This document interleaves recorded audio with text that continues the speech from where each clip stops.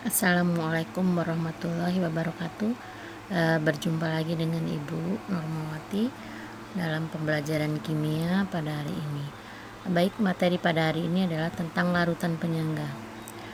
Apa itu larutan penyangga?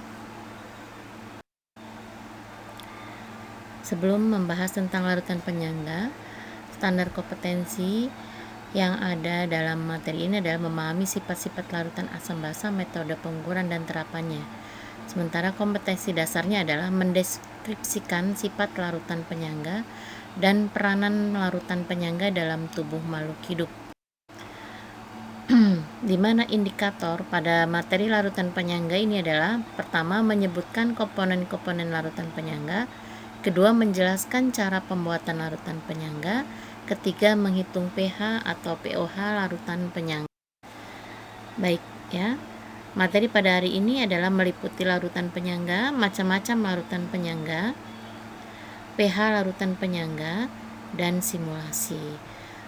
Baik, kita akan mulai pada materi yang pertama, larutan penyangga. Apa itu larutan penyangga? Larutan penyangga adalah larutan yang dapat mempertahankan pH tertentu terhadap usaha pengubah pH seperti penambahan asam, basa, ataupun pengenceran. Ya, larutan penyangga nama lainnya adalah larutan buffer atau larutan dapar. Apa maksudnya di sini? Bahwa dalam larutan penyangga fungsinya adalah untuk mempertahankan pH. Jika adanya penambahan asam, basa, ataupun pengenceran, maka pH larutan penyangga tidak akan berubah. Ya, baik, perhatikan contoh berikut ini. Di sini air murni kita tahu pH-nya adalah 7. Ditambah dengan NaOH, suatu basa kuat yang konsentrasinya 0,01 m. Maka di sini akan didapatkan ya larutan yang memiliki pH sama dengan 12. Artinya apa? Larutan ini bersifat basa. Berikutnya, pada larutan asam asetat ya, yang di sini pH-nya 4,74. Jika ditambah basa kuat ya, maka dia akan menghasilkan pH 4,82 di sini. Dibuktikannya ya, ini adalah termasuk larutan penyangga. Larutan penyangga adalah campuran asam lemak dengan garamnya atau dengan dengan basa konjugasinya. Di sini jika ditambahkan basa kuat, ternyata dia akan terbentuk larutan penyangga lagi. Artinya pH-nya tidak akan berubah. Berubahnya hanya sedikit sekali ya, berbeda dengan yang di atas. Dari 7 menjadi 12 karena di dalam larutan ini tidak ada larutan penyangga. Sementara pada larutan yang kedua ini ada larutan penyangga. Ya, baik. Larutan penyangga, dengan kata lain, pH larutan penyangga tidak akan berubah walaupun pada larutan tersebut ditambahkan sedikit asam kuat atau basa kuat atau larutan tersebut diencerkan. Artinya, jika pada larutan penyangga ditambah sedikit asam kuat, sedikit basa kuat, dan sedikit air, maka pH larutan penyangga tidak akan berubah. Ya, tetapi pada penambahan yang banyak, ya, penambahan basa kuat dan asam kuat berlebih, maka baru pH-nya akan berubah.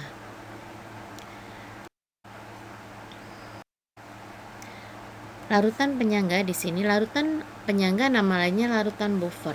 Adalah larutan yang mengandung asam lemak dan basa konjugasinya. Basa konjugasinya artinya garamnya, ya, atau basa lemak dan asam konjugasi atau garamnya. Jadi, larutan penyangga berdasarkan kandungannya terdapat berdasar jenisnya terbagi menjadi dua, yaitu larutan penyangga asam dan larutan penyangga basa. Di mana larutan penyangga asam adalah larutan penyangga yang mengandung asam lemak yang bersifat asam dan garamnya. Sementara larutan penyangga basa di sini adalah larutan penyangga yang mengandung basa lemak dan garamnya. Baik. Nih, macam-macam larutan penyangga. pH suatu larutan bergantung pada perbandingan konsentrasi ion H+ dengan konsentrasi ion OH- dalam larutannya. Ya, sedangkan larutan penyangga merupakan larutan yang mengandung suatu komponen asam dan komponen basa yang tidak saling bereaksi, sehingga larutan penyangga dapat bereaksi dengan ion H+ maupun ion OH-. Pada larutan penyangga, jika ditambahkan asam kuat, maka larutan penyangga tersebut akan tetap mempertahankan pH-nya. Ya, baik. Juga dengan penambahan basa kuat pada larutan buffer, ya tidak akan berpengaruh kalau jumlahnya sedikit. Macam-macam larutan penyangga. Larutan penyangga dapat dibuat dengan dua cara. Yang pertama adalah mencampurkan langsung komponen-komponennya, yaitu suatu asam lemah dengan garamnya atau suatu basa lemah dengan garamnya. Ya, yang kedua adalah mencampurkan asam lemah dan basa kuat berlebih dengan asam lemah yang berlebih, atau mencampurkan basa lemah dan asam kuat dengan jumlah basa lemah berlebih. Artinya dengan kata lain, mencampurkan asam lemah dengan basa kuat berlebih dan mencampurkan basa lemah dengan asam kuat berlebih. Ini juga akan menghasilkan larutan penyangga. Ya, yang berikutnya, macam larutan penyangga yang berikutnya adalah yang pertama, Ibu akan tenangkan mencampurkan asam lemah atau basa lemah dengan garamnya. Contohnya pada larutan H2CO3 dicampur dengan NaHCO3. H2CO3 termasuk asam lemahnya dan NaHCO3 merupakan garamnya. NaHCO3 membentuk ion HCO3- sehingga terbentuk larutan penyangga H2CO3 dan asam konjugasinya, ya, asam lemah dengan basa konjugasinya yaitu HCO3-. Yang kedua, contoh yang kedua adalah N-amonia dicampur dengan NH4Cl. Amonia di sini adalah basa lemah dicampur dengan garamnya, garam daripada basa tersebut. Ya, jadi kalau basanya NH3 berarti garamnya NH4Cl. NH4Cl membentuk ion NH+ sehingga terbentuklah larutan penyangga NH3 atau NH4+. Ya, kita lanjutkan. Macam-macam larutan penyangga berikutnya adalah cara pembuatannya. Yang kedua adalah dengan mencampurkan asam lemah dengan basa kuat atau basa lemah dengan asam kuat. Contohnya pada campuran larutan asam asetat dengan larutan NaOH akan bereaksi dengan persamaan reaksi sebagai berikut. Di sini CH3COOH larutan asam asetat ditambah dengan larutan NaOH menghasilkan larutan natrium asetat atau garam asetat plus air. Ini termasuk reaksi penetralan. Jika jumlah CH3COO-nya direaksikan lebih banyak daripada NaOH, maka akan terbentuk CH3COONA dan sisa CH3COOH sehingga terjadilah larutan penyangga. Jadi salah satu yang kedua adalah untuk menghasilkan larutan penyangga adalah dengan cara mencampurkan asam lemah dengan basa kuat atau basa lemah dengan asam kuat, sehingga akan setelah direaksikan akan didapatkan larutan penyangga. Yang berikutnya, yang kedua adalah campuran amoniak dengan HCl akan bereaksi dengan persamaan reaksi. Amoniak ditambah dengan asam klorida akan menghasilkan NH4Cl. Jika jumlah NH3-nya berlebih, setelah bereaksi akan terbentuk NH4Cl dan ada sisa amoniak sehingga terjadilah larutan penyangga basa. Ya. Contoh soal di sini, apakah terjadi larutan penyangga jika 100 ml asam asetat 0,5 m direaksikan dengan 200 ml NaOH 0,2 m? Ya. Baik, ya, di sini perhatikan kita reaksikan terlebih dahulu antara kedua senyawa tersebut, ya. Asam asetat ditambah NaOH akan menghasilkan garam CH3COONA plus air. Ya, yang berikutnya kita buat format mula-mula, ya. Mula-mula di sini adalah milimol. 50 milimol berasal dari 0,5 dikali dengan 100 mili.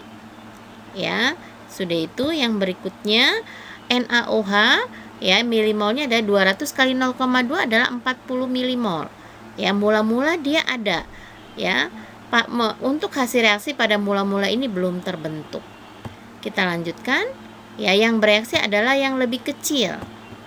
Yang lebih kecil yang bereaksi. Sehingga didapatkan zat yang bereaksi di sini yang lebih kecil, NaOH. Ya, karena molnya sama, maka asam asetat juga didapatkan 40 milimol. CH3CONA juga 40 milimol. Ya, air juga begitu. Sehingga setelah hasil reaksi pada awal reaksi adalah asalnya dari mula-mula dikurangi zat bereaksi sehingga didapatkan 10 milimol sisanya. Ya, asam asetat terdapat sisa 10 milimol dan garamnya terdapat sisa 40 milimol.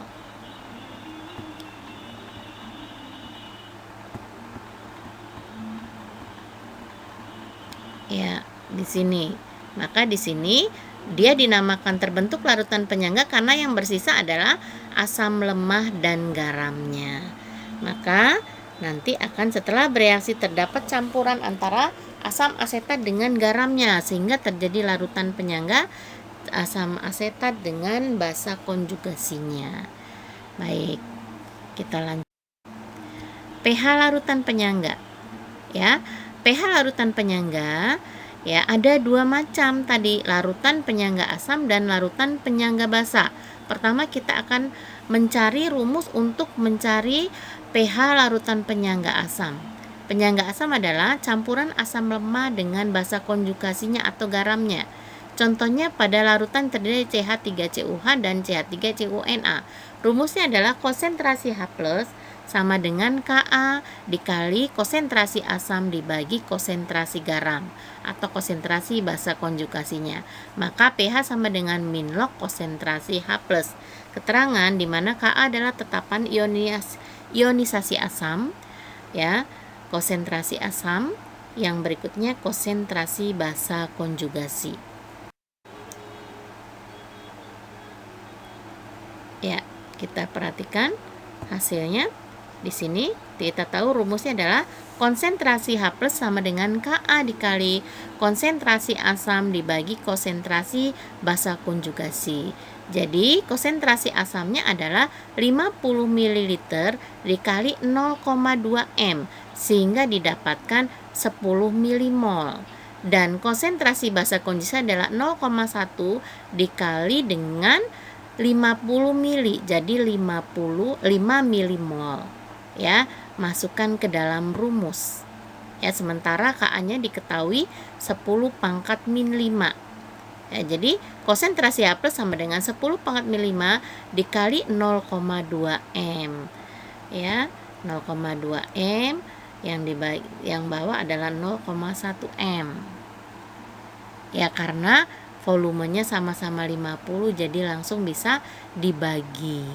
Tapi kalau volumenya berbeda harus dicari dulu milimolnya. Ya, hasilnya adalah 2 kali 10 pangkat min 5. Ini baru konsentrasi H+. Yang ditanya adalah pH-nya. Ya, kita tahu pH adalah rumusnya pH sama dengan min log konsentrasi H+. Berarti min log 2 kali 10 pangkat min 5. Ya, hasilnya adalah 5 min log 2. Ini adalah pH larutan penyangga dalam soal tersebut. Baik, kita lanjut. Untuk pH larutan penyangga contoh soal yang kedua. Di sini tentukan pH larutan bila 25 ml larutan CH3COOH 0,2 m dicampurkan dengan 25 ml larutan KOH 0,1 m jika diketahui Ka sama dengan 10 pangkat min 5. Pada contoh soal ini adalah termasuk pada cara pembuatan larutan penyangga, yaitu asam lemah ditambah dengan basa kuat. Ya, asam lemah berlebih ditambah dengan basa kuat. Maka kita menggunakan format yang tadi mula-mula, ya, zat bereaksi dan hasil reaksi. Sebelum kita buat formatnya, kita tulis reaksinya terlebih dahulu. Asam asetat ditambah dengan KOH menghasilkan CH3COOK plus H2O. Mula-mula adalah CH3 25 ml kali 0,2. Hasilnya adalah 5 milimol. Sementara yang KOH 0,1 dikali dengan 25 hasilnya juga 2,5 mol. Pada mula-mula hasil reaksi belum terbentuk ya, masih 0. Kita lanjutkan. Yang bereaksi adalah yang milimolnya lebih kecil. Mana yang lebih kecil? Yaitu 2,5 milimol. Ya, ini yang bereaksi ya. Baik, jadi karena koefisiennya sama, maka CH3COH sama 2,5, CH3COK juga sama 2,5 milimol. Hasilnya adalah mula-mula dikurangi reaksi 2,5 mol. Nah, sisa daripada reaksi tersebut bersisa adalah asam asetat dengan garamnya. Maka terbentuklah larutan penyangga. Masukkan dalam rumus Ka dikali konsentrasi asam dibagi konsentrasi basa, di mana Ka sama dengan 10 pangkat min 5. Konsentrasinya asam 2,5, konsentrasi basanya 2,5. Maka hasilnya adalah konsentrasi H plus sama dengan 10 pangkat min 5. Berapa pH-nya? pH sama dengan min log konsentrasi H plus. Min log 10 pangkat min 5 adalah hasilnya 5. Jadi pH pada contoh soal yang kedua adalah pH larutan penyangganya sebanyak 5. Baik.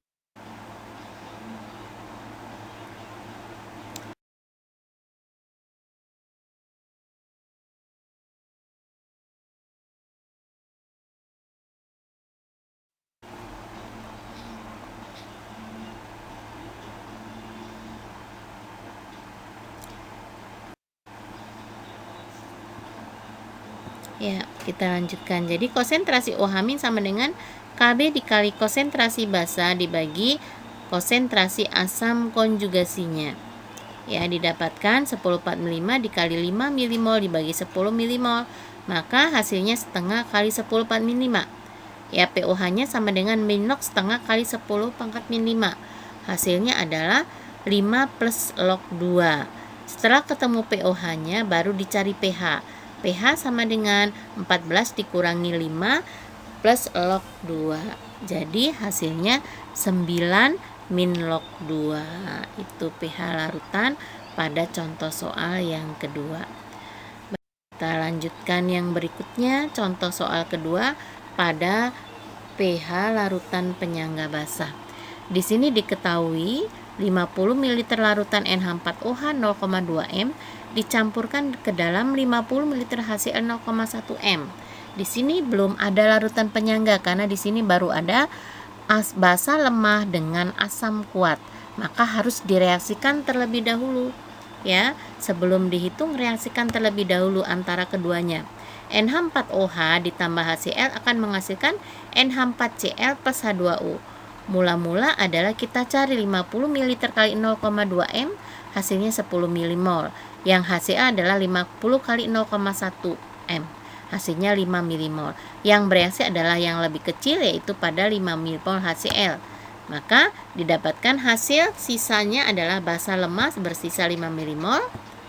Ya, dan garamnya bersisa 5 milimol. Maka terbentuklah larutan penyangga yang memiliki pH sama dengan berapa? Kita hitung ya.